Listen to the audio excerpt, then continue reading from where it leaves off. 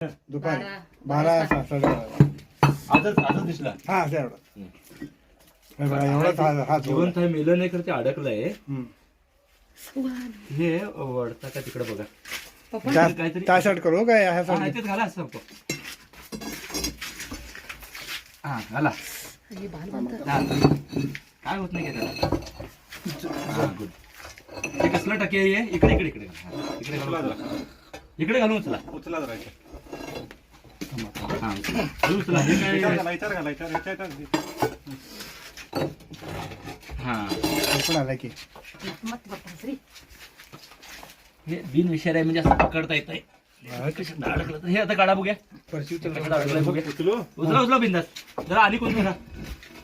रे हा इकडे आणावं.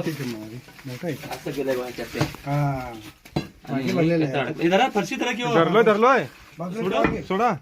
खालची मग ते टोपली. येऊन फडाई काढाल बा ते. नाग नाही ते. नाही. नाग नसतं तर फळाई कसं काढणार. आरामात सापडलं बघा. ते त्याचं गोळा झालेलं जागा होती ती. सापांना आजार पण असतंय. तुम्ही बघू शकता बारीक समोरून दिसतंय. हे काटानं जरा पाठीमागच्या बाजूला तुम्ही बघू शकता काठी सगळं हे आला. हा. आणि बरोबर त्याच ठिकाणी गोळावर अडकला होता. काय खाल्ला नव्हता. ऊस बेडूक असेल, उंदीर असेल, त्याच्यासाठी तो आलेला असावा. हा. 5 वर्ष साप आहे. शेतातलं हे घर आहे, लक्षात घ्या. आणि खरं तर तो मेला कसं वाटत होता, कारण इथं जागा जी सुजलेली वाटत होती. हा पण ह्याला हा आजार आहे, तुम्ही बघू शकता. काठी कशी असतात बघा. काढलेले म्हणजे खाल्लं नाही त्याला, काय तर झालंय ते. हा हा बघितलं की असं हा. नेहमी बघणाऱ्यांना लक्षात येईल. हा. पण किती शांत त्यानंतरही. आणि माझ्या गावचे युवक आहेत, त्यांनी नंबर दिला. त्यामुळे काका नाव तुमचं कसं? श्रीपाल बडग्यार. श्रीपाल बडगेर. आणि त्यांनी खरं तर हे तुम्हाला शेती जंगल वाटेल, हा पण बसवनकुडची KSRP कॉलनी जवळ देवराज कॉलनी हा जॉर्ज तिथं त्यांचं हे आहे. आणि 5 वर्षाचा धामणा अतिशय आरामात सापडला. तर फोटोमध्ये आम्हाला कळत नाही. इथं मात्र नेमकीच ती परिस्थिती इथल्या लोकांना कळते. ती विचार करून त्यांनी फोन केले. त्यामुळे ह्या सापाला पकडता आलं.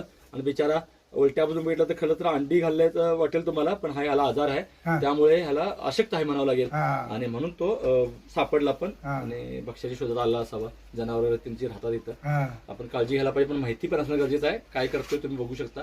आणि या गोष्टीवर तुम्ही समजू शकता की सगळे साप धोकादायक नसतात. सगळेच उगच चावत नाहीत. हा. आम्ही उगच भिवून हा. देणं गरजेचं नाही.